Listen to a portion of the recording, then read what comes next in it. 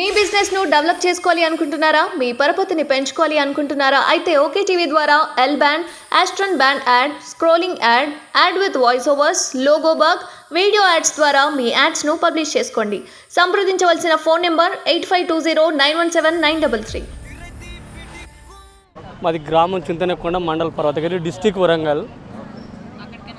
మేము అక్కడికి వెళ్ళి వచ్చినాం. ఇది రెండోసారి మేము రావడం. జనవరి 19న కూడా మేము పాజాభవన్కి రావాల్సి వచ్చింది.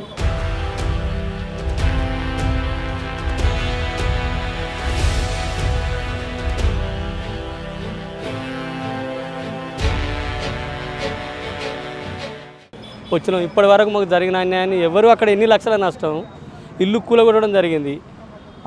మేము ఒక ఇల్లు నిర్మించకుండా తీసుకొచ్చిన 25 గంటల సలాకెత్తుకెళ్ళి ఇల్లు కట్టుబట్టలతో విలేలకి వెళ్ళగొట్టడమే కాకుండా మా ఇంట్లో అది దౌర్జన్యంగా ఎర్రబెల్లి దయాకర్ రావు గారు మాజీ మినిస్టర్ ఈ పని కాంగ్రెస్ ఆర్డు కార్యకర్తలు అయితే ఎవరైతే ఉంటారో ప్రతి గ్రామంలో అతను ఏలిన అంతకాలం ఇక్కడ అతను ఎప్పుడైతే స్టార్టింగ్ ఎమ్మెల్యేగా నుంచి అయితే మొదలుపెట్టిండో ఈ యజ్ఞం ఆ విలేజ్లో కనీసం ఒక 2-3 వేల మందిని బలి అయిపోయినాం అతని వల్ల.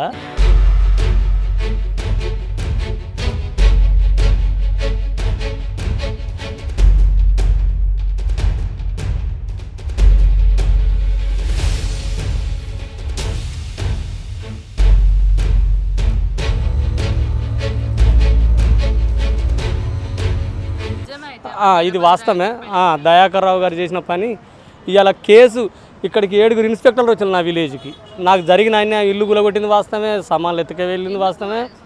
దౌర్జన్యం లాంటివి వాళ్ళు చేపించేటి అది ఎర్రబెల్లి దయాకర్ రావు గారు. మన టీఆర్ఎస్ గవర్నమెంట్ వచ్చిన కానుంచి ఇది ఒక వైరస్గా గ్రామాలలో విస్తరించింది. ఇది అసలు ఎందుకు అని అంటే ఇదే ఉపాధిగా ప్రతి విలేజ్కి ఒక రాక్షస తత్వంతో ఒక 40 నుంచి 50 మంది ఉంటారు. కుల సభ్యులు ఉంటారు, గ్రామ పెద్దలు ఉంటారు, గ్రామ సర్పంచ్ ఉంటాడు. వాళ్ళకు ఎవరైనా కానీ ఈ దయాకర్ రావు గారు ఏం చేస్తాడంటే దీనికి ఎక్కడికి పోయినా ఇక మనిషికి న్యాయం జరగకుండా కలెక్టర్ స్థాయి కాడికి పోయినా న్యాయం జరగదు. ఇక దానికి జరగవలసిన న్యాయం జరగదు. ఇప్పుడు ప్రభుత్వం మారింది.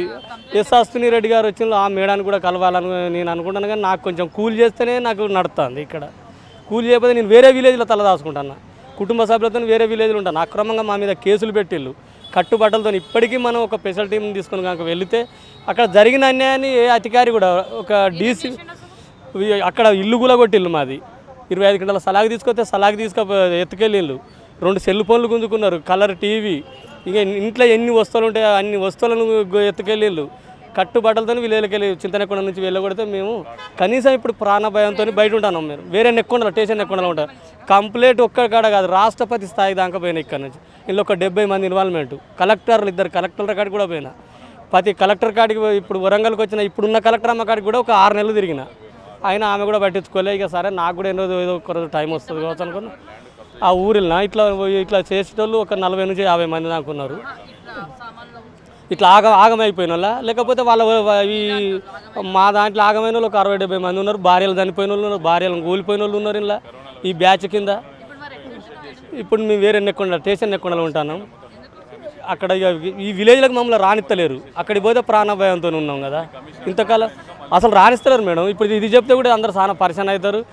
ఇది పోలీసు వాళ్ళు కూడా ఇక్కడ మాకు ఉండవలసిన ఏమన్నా హక్కులు ఉంటే ఆ హక్కులు కూడా పోలీసు వాళ్ళు దౌర్జన్యంగా పోలీసు వాళ్ళు తీసేస్తారు. ఇక్కడ పోలీసు వాళ్ళే దౌర్జన్యంగా సంతకాలు పెట్టించుకుంటాను కొత్తాళ్ళు. కట్టుకున్న ఇల్లును కూలగొట్టి లెట్రూమ్, బాత్రూమ్ ఒక 30 సంవత్సరాల నుంచి నేను అదే స్థలం మీద ఉంటున్నా. నేను ఎక్కడెక్కడికో బతకనికి పోయి కూడా ఆ స్థలం మీదకి వచ్చాను. ఎవరి స్థలాల మీదకి పోలే, ఎవరి భూములు కబ్జాలు చేయాలి. అయితే ఇంట్లో ఎవరైతే కాంగ్రెస్గా ఇంట్లో గార్డుగా ఉంటాడో మనిషి, ఆ వ్యక్తిని ఆరాధీసి దయాకర్ రావు ఇట్లా చేపించడం జరిగింది. ఇవాళ 7 ఇన్స్పెక్టర్లు కూడా వచ్చి చెడు దుర్బుద్ధంతోనే ఆ వ్యక్తి అట్లా చేయించాడు దయాకర్ రావు, అరూరు రమేష్. ఇది జరిగి 2021 మే 29న జరిగింది. నాది కాంగ్రెస్ పార్టీ. వేరే పార్టీ అంటే బీజేపీ వాళ్ళని కూడా అట్లా ఇదే రకంగా అటాక్ చేస్తారు వాళ్ళు. ఒక కాంగ్రెస్ అనే కాదు, బీజేపీ వాళ్ళని కూడా ఇంకే వేరే కమ్యూనిస్టులను కూడా ఈ పనులు చేపిస్తాడు ఆయన. టీఆర్ఎస్ పార్టీ సభ్యులే ఈ పని చేపిస్తాను. దీని మీద నేను ఎన్ని సంవత్సరాలు అంటే ఇప్పుడు 3 సంవత్సరాలు కావస్తుంది. ఇంకొక 2 నెలలు అయితే 3 సంవత్సరాలు పూర్తి కూడా అయిపోతుంది. ప్రభుత్వం మారింది కదా, ఇప్పుడు ఏమైనా కంప్లైంట్ ఇచ్చిన కలెక్టర్ గారికి కూడా కంప్లైంట్ ఇచ్చిన. కలెక్టర్ గారు కూడా ఇప్పటివరకు ఏం స్పందన లేదు దాని మీద. దీంట్లో కలెక్టర్ గారు ఉన్నారు. కలెక్టర్ గారే ఇలా ముద్దాయి. ఇలా ఎస్పీ ముద్దాయే ఎస్పీ నా ఇంటికి వచ్చిండు నీళ్లు కూలిందని అడుగుతాను కానీ అక్కడ వచ్చి ఎంక్వైరీ చేసి ఏమి నష్టమైంది కూడా ఇంతవరకు రాయాలి దాన్ని. నన్ను మళ్ళీ సిగ్నేచర్ చేయమని నా ఇంటికి ఒక సిఐ ఒక ఏసీపీ వీళ్ళందరూ వచ్చి నా ఇంటికి వచ్చి సిగ్నేచర్ చేస్తానికి వస్తానులే తప్ప నీకు న్యాయం చేసినావు నీ ఇంటికాడ నువ్వు ఉందిరా నీ ఇంటికి మీరు పోదురా అని కూడా మా విలేజ్లోకి మమ్మల్ని రానిత్తలేరు. మా విలేజ్లోకి మేము పోవాలి. కొద్దిగా ఇది ఈడికి కూడా రాబట్టి ఇప్పుడు నేను రెండోసారి జనవరి 19 తారీఖు కూడా వచ్చిన ఇంటర్వ్యూ ఇచ్చిన, అది మొత్తం స్ప్రెడ్ అయింది. ఇంతవరకు మాకు మెసేజ్ కూడా వస్తుందంటే మెసేజ్ కూడా రాలేదు.